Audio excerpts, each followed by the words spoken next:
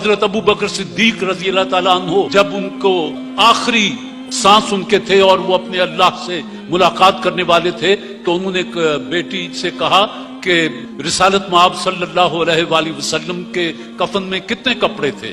بیٹی نے کہا کہ بابا 3 کپڑے تھے.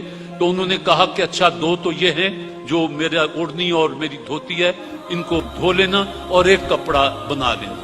بیٹی نے کہا کہ بابا ہم اتنے غریب تو نہیں ہیں کہ آپ کو نیا کفن بھی نہ دے سکیں.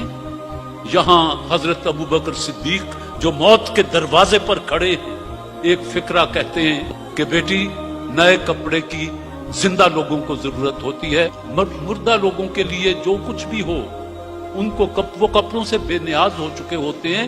ان کے لیے بہترین لباس ان کا اخلاق اور ان کے اعمال ہیں. اگر وہ اچھے ہیں تو وہ خدا کے گھر میں کام شاب و کامران